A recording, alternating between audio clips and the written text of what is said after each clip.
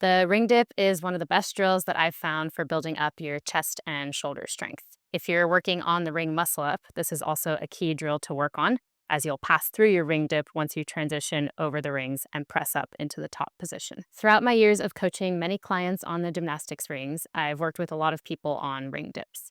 There are a few common mistakes that I've seen that I would like to go over in today's video. Real quick, here's a proper ring dip.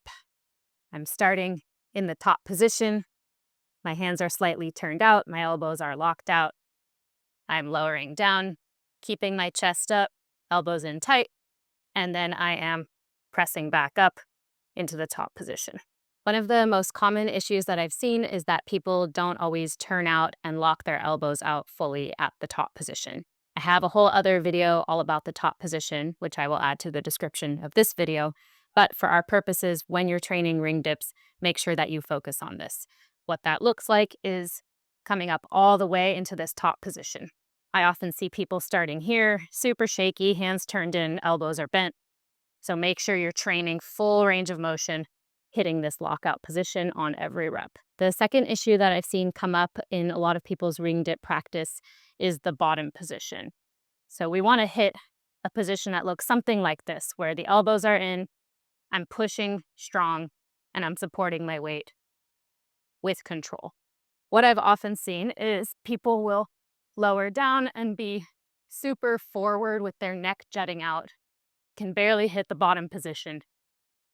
And that's super tough on your chest, on your shoulders, makes it more risky, and just isn't worth it training that way.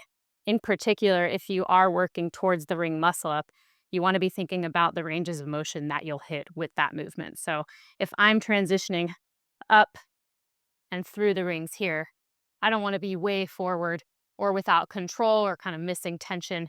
I want to be nice and stacked here, elbows in, and in full control of the bottom position. Whether you're working on the ring dip to prepare for the ring muscle up or simply as a strength drill, these are some adjustments that are really key.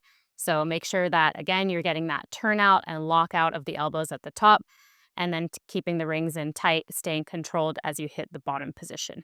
One more time, quick demo. I am starting in this top position.